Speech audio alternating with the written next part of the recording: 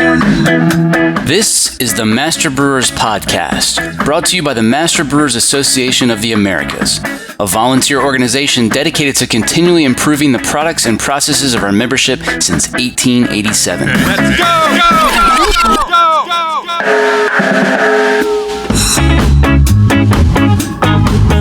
Master Brewers brings you interviews with the industry's best and brightest in brewing science, technology, and operations.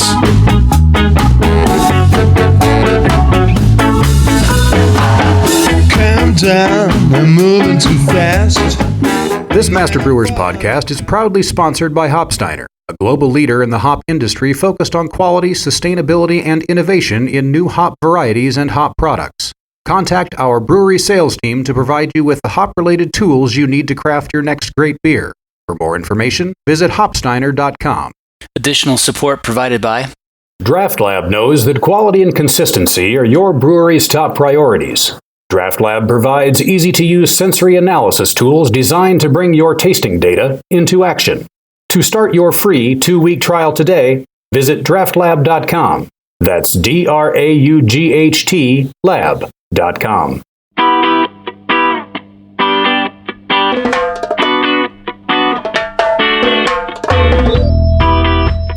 Does dry hopping inoculate your beer with beer-spoiling bacteria? This week on the show, our friends at Shiner set out to better understand the microbiological impact of dry hopping. Hi, my name is Laura Hill, and I'm the QA manager at Spetzel Brewery. Hi, my name is Eileen Quinn. I'm the assistant QA manager at Spetzel Brewery. Laura, you asked yourself a question that a lot of brewers have wondered over the years. What was that? So we were starting to do a lot more dry hopped beers. That's definitely a huge trend with IPAs, especially these East Coast style IPAs that have a really strong dry hopping flavor.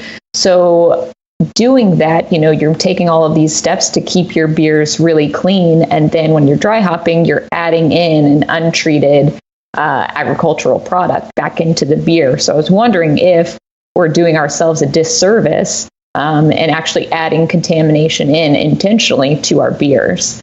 So that's kind of what started this. For those who maybe have never considered that risk, why don't you explain where the concern comes from, really? So hops being a harvested material from the fields, whenever you're outside with any kind of agricultural materials, you've got a whole host of native microflora that are present in the soil, present in the plants, and especially with kind of a hop cone or a flower, you have a lot of places for bacteria to potentially harbor that's protecting them from the elements and providing them with a lot of nutrients. And it's moist, it's got plenty of air and other nutrients for them to thrive on. And then when they're harvested, the hop harvesters, they're not really doing any kind of a kill step. So if you harvest an apple from the field, they're usually getting a chlorine wash, or they're being irradiated or pressure treated, something to kill all of those bacteria that are present in the fields. But with hops, that doesn't happen. And so they are processed and dried or pelletized, but it's never a very intense heat because we want to preserve all of those flavors and those alpha acids. So we get the flavors and we preserve those, but we're not killing any of the microflora that's present necessarily. So it's widely known that hops have this anti-microbial effect, but there hasn't really been a ton of research on this subject. Tell us what we know about what hops do to microorganisms. So most of the research has really been focused on lactic acid bacteria. Those are kind of the hot organism for brewers, since it gives you those sour off notes and can really destroy your beer. And so the hop alpha acids and some of the other hop components, like the beta acids as well, have been shown to inhibit or even kill bacteria, especially lactic acid bacteria. So it's usually having to do with the membrane of the bacteria. It interrupts that membrane and that causes the cell to burst, or simply just inhibits the growth because it's trying to kind of protect itself from that anti-microbial compounds that's in the beer or the wort. So we've had some good protection. The issue is we dissolve a lot of those alpha acids into the beer during boiling. They're not as soluble in beer at cooler temperatures. So I didn't know how much of the alpha acids or some of those antimicrobials we could actually get during the dry hopping process. Is alpha acid the primary component that's responsible for that antimicrobial effect, or are there other parts of the hop that are having that same effect? There are other parts of the hop that people think are having that effect as well, but alpha acids and beta acids are the ones that have been studied the most thoroughly, from what I've found. But definitely, I think some of the other essential oils and terpenes could also be having some of those antimicrobial impacts. Do hops have this effect on all types of bacteria or just some? They're more effective towards gram-positive bacteria. It has to do with that cell membrane, since the oils and the alpha acids are acting on the membrane itself. The different structure between a gram-negative versus a gram-positive bacteria makes the gram-positive bacteria more susceptible to inhibition by these types of compounds. The other question you asked was, does dry hopping transfer antimicrobial properties to beer? Talk about that. So in the hops, as we boil them, we're extracting a lot of the antimicrobial compounds. But when we're dry hopping, we're adding it in at cooler temperatures. So more like in the 60s or 70s Fahrenheit. You're not getting as much extraction of compounds, especially those alpha acids, out of the hops. And you're not isomerizing those compounds. And so those haven't been shown thus far to be as effective, mostly because they're less soluble in beer or water. So I was wondering, though, if the presence of all of that hop at such a high concentration could still have an antimicrobial impact in the beer, especially since when we've dry hopped beers, we haven't seen a higher level of contamination in our beers that are dry hopped. So tell us how you set out to answer those questions. So the first part of the question was, what bacteria are present on the hops themselves before they go into the beer? So to look at that, we wanted to only look at the hops. So we placed hops in peptone water. We use peptone water purely just to make a more favorable environment for the bacteria. They like it a little bit better. It's a better osmotic pressure than water. And we put those into the peptone and we made kind of a hop tea. We didn't heat it or anything. We kept it at the same temperature that you would dry hop at. So for us, that's about 68 degrees Fahrenheit. And then we incubated those and we tested them at day 0, which is the day that we added the hops into the peptone. And then at day 1, the following day, day 4, and day 7, since it's usually got about a week of contact time in a fermenter. And so we plated those samples onto UBA media that had actidione in it, because we were trying to suppress any yeast growth. We really just were focused on bacteria for this study, since those are our primary spoilers here at our brewery. But looking at wild yeast would definitely be something we'd like to look into in the future. And for folks who don't hang out in the lab as much as you do, the UBA is universal beer agar, and the actidione is that's the same thing as a cyclohexamide, right? That's going to inhibit the growth of yeast and molds, I believe, right? So it inhibits yeast and mold, and it's just basically an antibiotic that we can add to the media.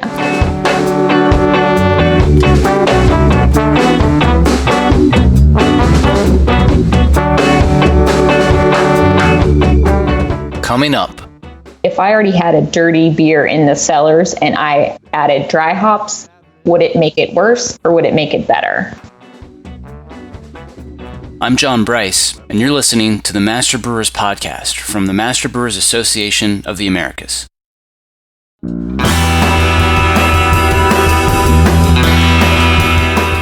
This Master Brewers Podcast is proudly sponsored by Barna Mechanical, a full-service design-build firm specializing in turnkey process and utility systems for the brewing industry. We partner with some of the best craft brewers in the U.S. to ensure the great beer they brew is what their customers get in every glass, bottle, can, or keg. You know beer. We know breweries.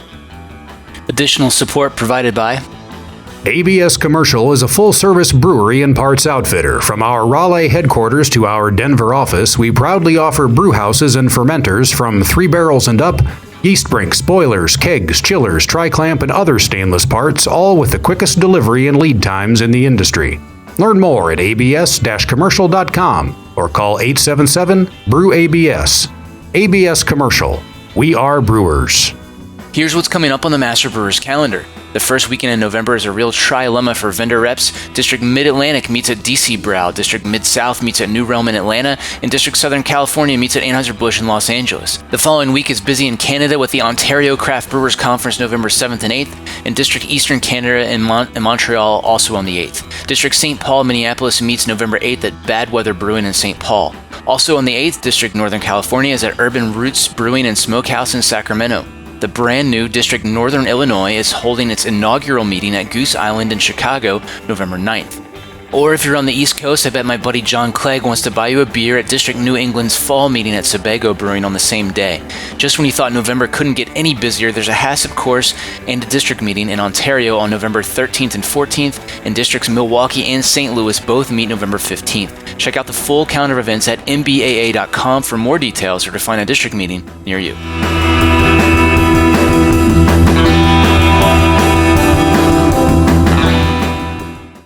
Now back to the show.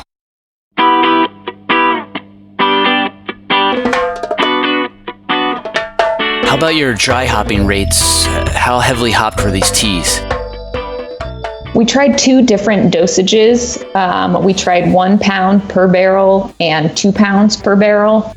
We wanted to keep it in the per barrel increments, just since that's how most people are aliquoting their dry hopping rates. Versus grams per milliliter or anything like that, even though we were working on a very small benchtop scale. And for us, we wanted to start kind of on the lower end because we didn't want to stack the deck and overload with hops and kind of push to the limits of what you could see in a more extreme case. Makes sense. Do you want to talk about the results from the teas first, or would you rather talk about the rest of the how you laid out the rest of the experiment and talk about all the results at the end? I guess we can talk about the teas first, since it's kind of 2 different experiments. Yeah, let's do that. So in those hop teas, we were really just making a really hospitable, nice environment for any potential bacteria to grow. And what we saw was really only gram-negative catalase positive bacteria. So no lactic acid bacteria, no pediococcus, nothing like that. We can't do kind of fingerprinting of bacteria in our lab at the moment. So our best guess is that it's kind of in the Enterobacter family. So most of these bacteria aren't really a big concern in beer because they don't like being in anaerobic environments. And they don't like being with alcohol or a lower pH. So this was kind of comforting. So there was definitely a lot of bacteria. We got up to counts in the 10 to the 8th by day 7. But again, if it's not something that can or likes to grow in beer, it's not a huge concern from a spoilage standpoint. All right. Well, let's move on to the beer. Eileen, you want to tell us about the beer trials? So our beer trials were a little bit different than the teas, obviously. So we wanted to come in with a beer that was mild in alcohol and an approachable original gravity. That way we wouldn't be stacking the deck, I guess, in the favor of the alcohol limiting growth. So we collected some unhopped wort and we fermented it out and inoculated with kind of a wild culture out of one of our barrels in-house. And so with those beers, we did the same 1 pound and 2 pound dosing rate. And the results off of those were, I think, pretty interesting. You could see that same as the hop teas, we saw a lot of gram-negative rods, catalase positive. We still had that pellicle formation at the top of the beer, so you could see that there was growth. Additionally, the whole cones seem to have a little higher contamination rate than we saw with the pellets. Tell me a bit more about you contaminated half of the beer with this mixed culture. Why, what did you really want to understand there? What was the purpose of that? So we contaminated half of the beer. So we also dry hopped the uncontaminated beer to see what would grow in there. And then we contaminated the beer to see if the hops, the dry hopping, would actually inhibit the growth of an already contaminated beer. So the goal was kind of to see if I already had a dirty beer in the cellars and I added dry hops, would it make it worse or would it make it better? Okay, great. That makes perfect sense. Okay, so you found that pellets introduce significantly higher levels of contamination versus whole cones. I remember from your presentation at the Brewing Summit that someone, I believe from Hopsteiner, found the opposite to be true. Mm-hmm. Do you have any more insight on what's going on in regards to pellets versus cones? Yeah, that's definitely why we want to do more experiments on this, because since this was sort of our first study, we didn't have as much control over the handling of the hops before they got to us. So I can't say with 100% certainty that the pellet hops were handled with as much care as they should have been. Was the bag, sampled from sterilely, or was kind of more contamination introduced into those pellet hops before they even got to the lab, versus the whole cone hops, if that had been taken from a fresh bag and handled with a lot more care. So that's why we're wanting to do some more studies with hop samples that are coming just to the lab, aren't being used for anything in production here, so we can really control how they're treated once they leave the hop farm and the hop processing facility. Sounds good. You found that a 5%, almost 4.5 pH beer could suppress microorganisms present on hops for 7 days of dry hop contact. I know you want to repeat this in. I know you wanted to repeat this in different ethanol and pH ranges, as well as at higher dry hopping rates. Have you had a chance to do any of that yet? We have not done that work yet. That is definitely in the future. So far, we've just worked with some fresh wet hops that we got this season because we were making a wet hopped beer. So we kind of, while we had an opportunity, wanted to test those. So that kind of got pushed to the front of the line of our experiment. That sounds interesting. Tell us about that. What'd you find out? So we found out, I was kind of hoping to see a little bit different microflora on the fresh hops that hadn't been dried or processed, but we really saw almost identical types of microorganisms present on those wet hops. So they were Amarillo hops. They were harvested and then trucked down to us as fast as possible. And we just grabbed a sample as soon as they got here and made some more hop teas to see what kind of microorganisms we would see there. And it was kind of the same story. So gram negative, catalase positive, and very, very high loads. So we had 10 to the 8 colonies per milliliter by the end of 7 days again.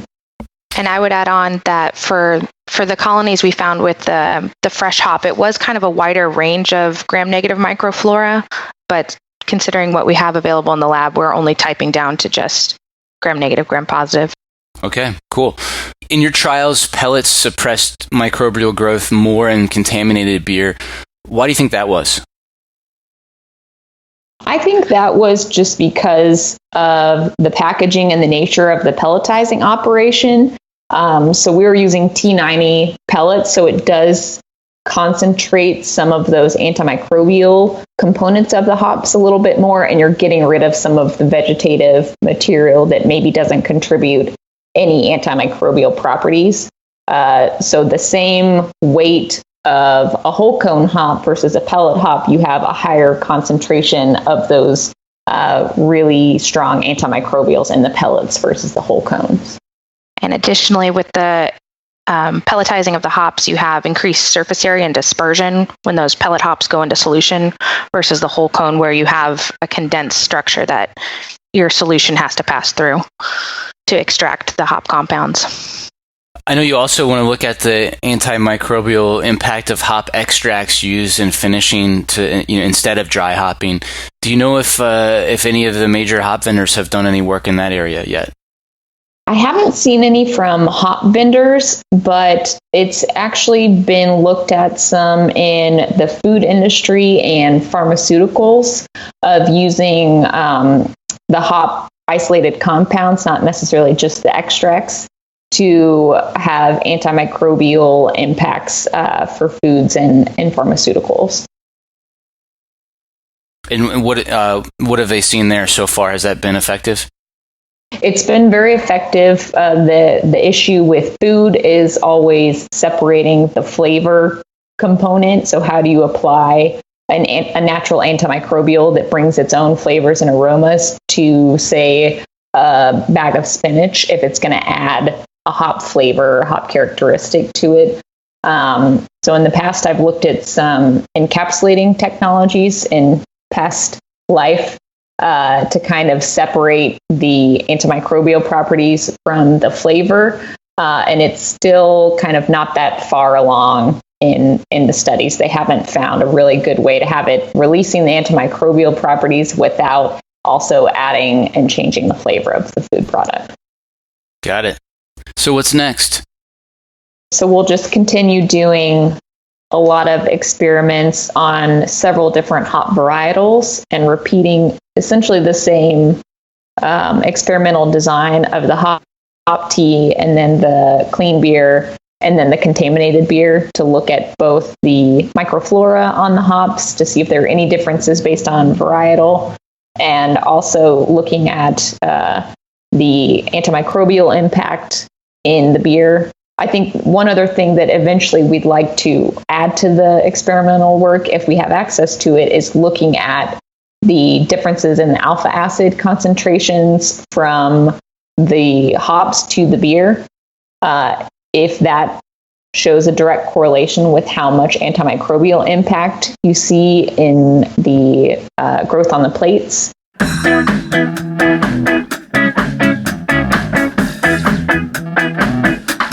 That was Laura Hill and Eileen Quinn from Shiner here on the Master Brewers podcast. This work was presented just a few months ago at the Brewing Summit in San Diego.